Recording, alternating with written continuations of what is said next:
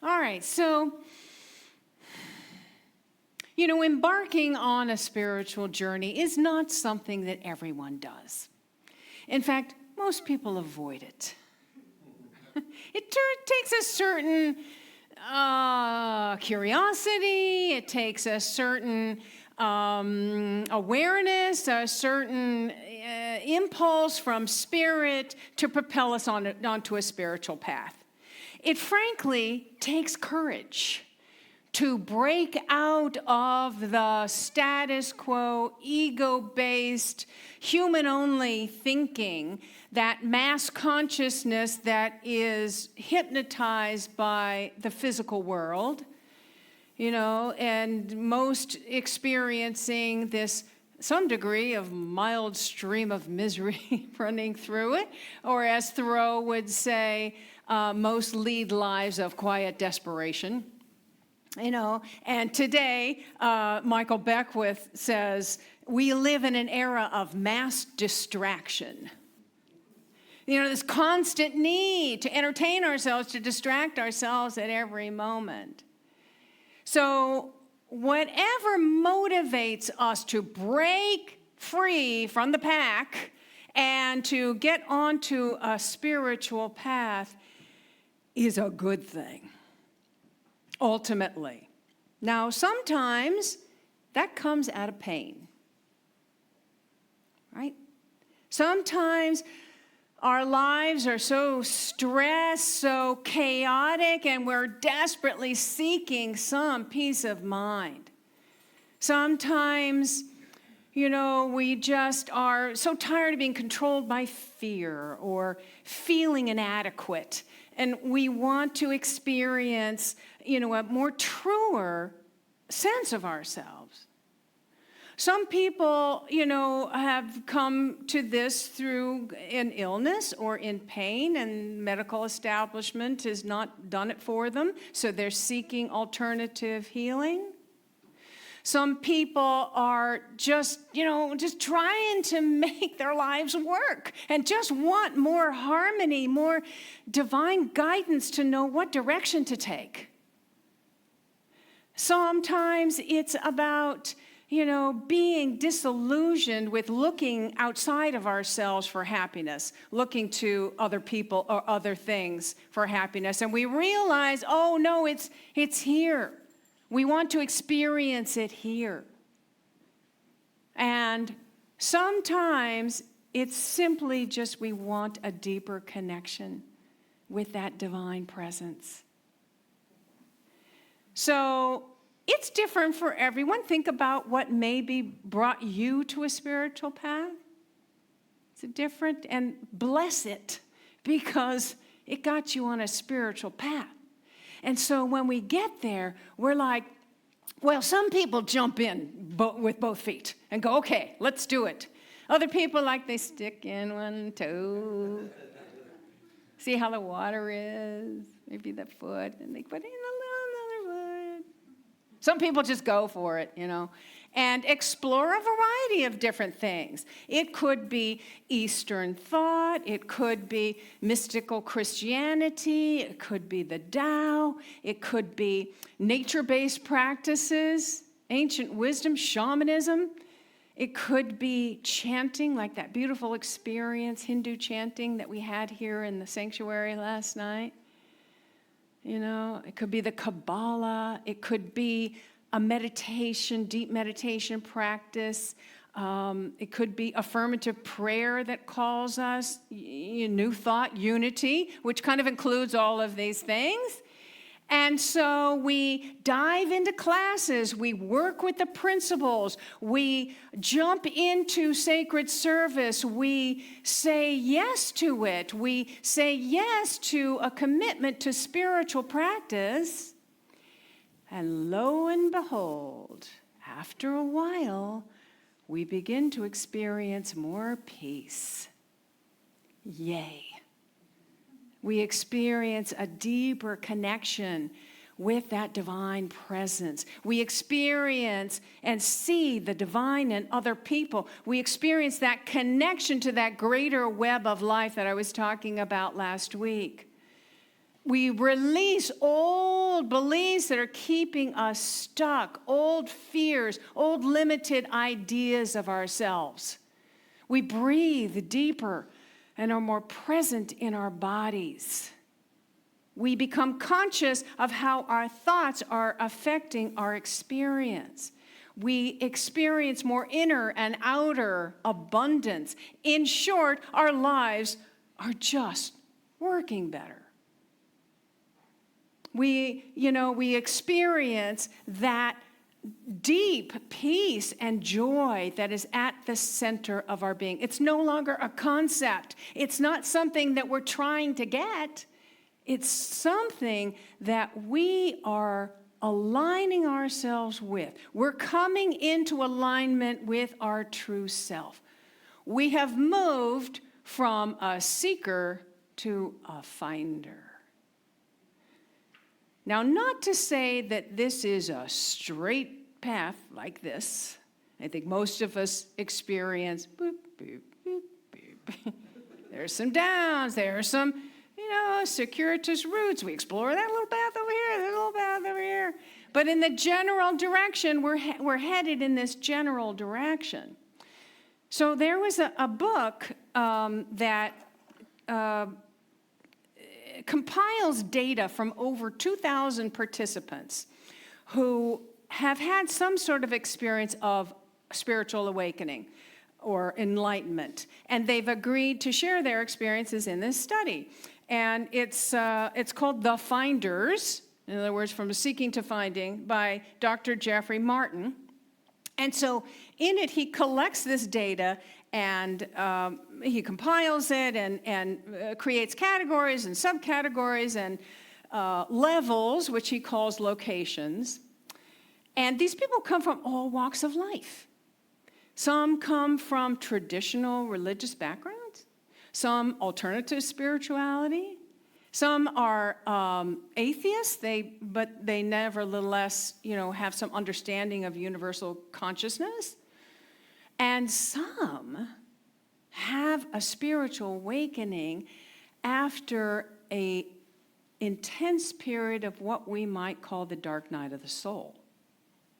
Interesting, right?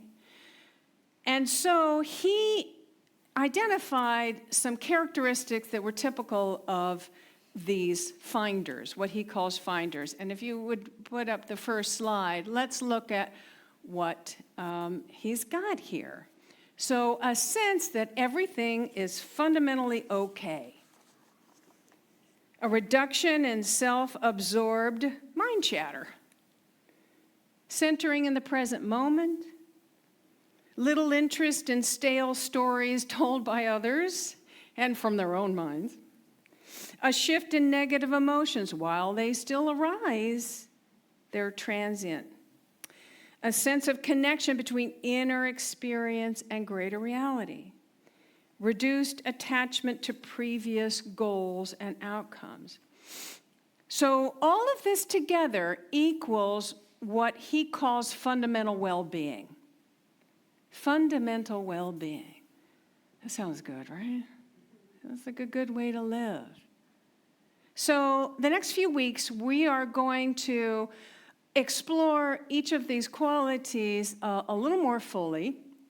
And as we do, I want you to think about where you are in relation to these and what has been your experience, what you have noticed on your spiritual path, and what you would add to this list, because this list is not complete. I don't think it's complete. So what would you add to this list? Keep that in mind. So I was going to do a book study on this, but I decided against it because it's very clinical. There's, he focuses on methodology and categories and subcategories, and it's dry. But it's interesting. And also, I didn't agree with everything. I didn't think, what he describes as enlightenment, I'm not sure I would. And again, the list is kind of incomplete, I thought. I mean, my experience, there are other things. I've witnessed other people too. So I came up with a list of what I feel are sort of side effects of a spiritual practice. So if you would put up that second slide, let's look at that. And while I'm showing this, I want you to think about what you would add to this, okay? You embrace challenges as opportunities. You become more empathic and compassionate. You develop a deep sense of oneness with the divine and with all of life.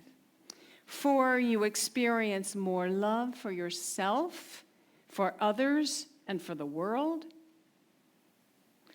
You stop seeing the world as black and white or dualistic thinking. And if you're having any trouble seeing that, you can move closer to get a better. I see some people going like this. You listen to and become more understanding of others. You become aware of the cyclical nature of life and are less reactive to temporary setbacks. You know your past doesn't define you and doesn't define others. You can let go of the old more easily and embrace change. 10, you're more fully present in the now moment and full of gratitude. Judgment has turned into discernment. And finally, you notice synchronicities that seem to be increasing and moments of magic. Moments of magic. Okay, so I have a whiteboard right here and markers. And I am going to write down anything that you have thought of that you might add to this list.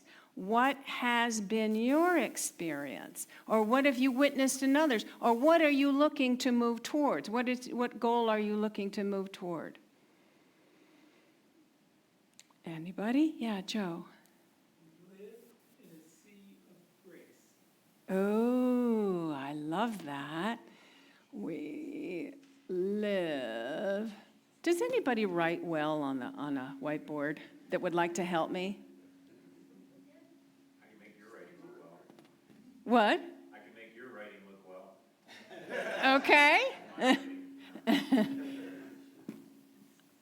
We live in a sea.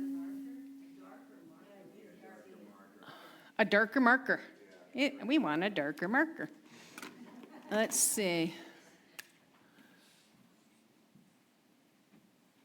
Grace. Okay.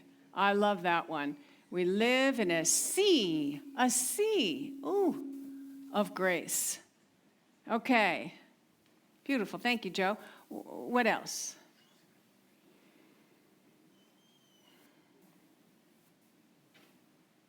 A desire for more simplicity. Okay. Desire for more simplicity.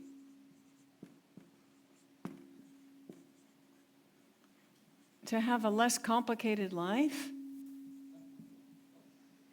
Occam's razor is what I was thinking. Okay. A desire for more simplicity.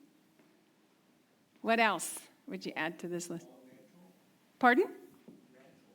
Natural.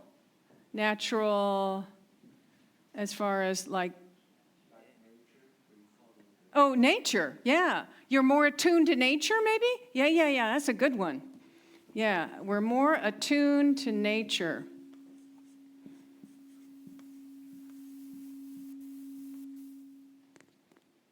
Okay. Yeah, Oscar. Also, like, we come to say less is more. Like, like the saying, like, it's not rich who has the most money, it's more rich who lives less. Less is more. Yeah. Sort of a contentment with what we have. To what is it that they say? To desire what you have. Yeah. We're in an individualized way in a sea of interdependence. Oh, okay. I'm going to write that down right now. You did, okay. No.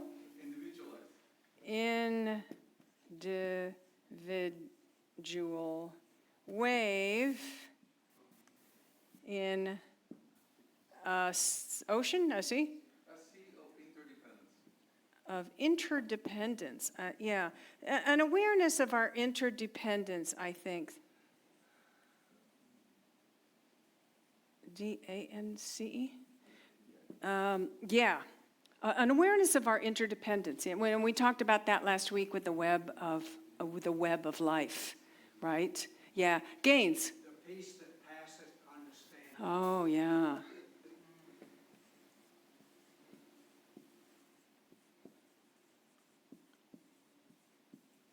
Understanding.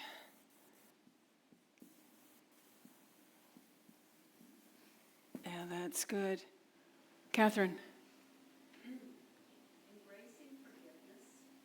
Yes, that is so important. So important. Let me put this up here.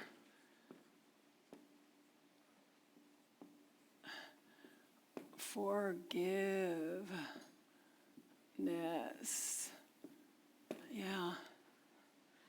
Embracing forgiveness. Really good. Hey, Roshana.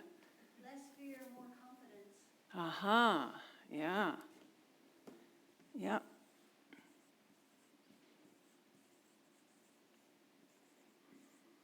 These are so good. I'm so glad I asked you. Yeah. Anything else? Yeah, Karen. Increase in self-love and self-acceptance. Uh-huh. Self-love and self-acceptance.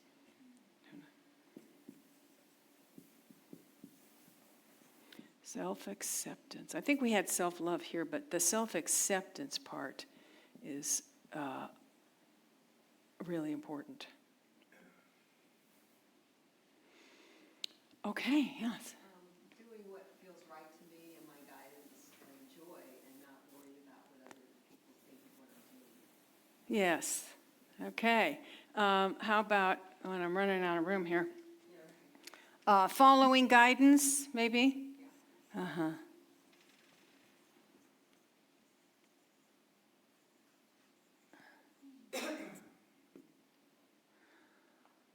All right. Well, there's probably more, but we're running out of room. So let's just take a look at that. And this week, what I'll do is I'll type this up and have this and the other list, and we'll put it out, so everybody can look at that. And, again, see where we are with these things so that we know what we're working on, right? It's always good to have a goal in mind. What are we working on? And, some of the things that we came up with and that I came up with kind of fit into some of his categories. So let's talk about that. And particularly, let's take that first characteristic, a sense that everything is fundamentally okay. This sense that I'm okay, no matter what happens in life, that I'm going to be okay, no matter, what life throws at me, that I'm going to be fundamentally, I'm good, right? Now, I may have a day, I may have a moment, I may have a week that feels like, what? But fundamentally, we're moving in that direction, fundamentally okay. That's such a beautiful thing. So, some of what we talked about, this idea of embracing challenges as opportunities, kind of fits in there, because when we know that we have fundamental well-being, we know that we can handle whatever life throws our way, right? That we're going to be okay, and that we can. We're no longer resisting what is, because we know that we're good, right? And so when you have fundamental well-being, you see yourself not as a victim, right? You don't see yourself as a victim. You see yourself as a powerful presence. A powerful presence, complete with all 12 powers that are now activated, and any challenge becomes another opportunity to deepen your awareness that you, as a spiritual being, having a human experience, can handle whatever comes your way. That, in fact, that challenge could be an amazing opportunity that can really shift your life. Quantum growth. It could be an experience of quantum growth. So there's no longer this resistance to what is. You're not fighting. You're not trying to avoid what is or craving something different. You're in the moment, right? We're in the present moment. And part of this is we talked about the cyclical nature. When you understand the cyclical nature of life, there's less resistance because you know this too shall pass. This too shall pass. So I remember a time in my life when I really got this. Not that I've mastered it by any stretch of the imagination, but, making progress, right? And so I was years and years ago, pre-children. In fact, we were struggling to have a family for years. I was trying to get pregnant. It just wasn't happening for years. And I was working at this little company, this little home video company. That's how long ago it was. Kids home video, and doing, I don't know, maybe 5 people's different jobs in one, because it was a small company. And my husband, it'd been a while since he worked, and we were struggling, I had just also finished the Agape professional prayer training, Agape professional training program. And it's an intensive program of training and spiritual practice where you become a licensed spiritual coach. But I wasn't making any money doing that. I was working at this company.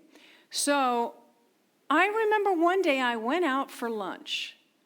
And when I was walking back, I stopped at the stoplight. It was a big Ventura Boulevard, big boulevard. And before I crossed the street, something came over me. It washed over me, the sense of well-being, the sense that everything was just perfect the way it was. I didn't have to change anything, that everything was in divine order. And I just felt such joy. My heart was filled with joy. It's like I really got that it's in here. It doesn't matter what's going on out there. It's in here. And I so connected with that. And I had this big grin on my face. Walking across the street, people were probably looking at me going, oh, she's high. I don't know. It didn't matter. I was, just that well-being. Now, then the intensity of that did not last, right? But something had shifted. Something profound had shifted in me. And I continued to do spiritual practice, in fact, deepen my practice. And very shortly after that, my husband was offered a job as a writer-producer of a TV show that would go on to last 10 seasons and basically change the whole trajectory of our lives. And then shortly after that, I left that company and I started doing workshops and speaking and seeing clients. And a year later, I was pregnant with twins.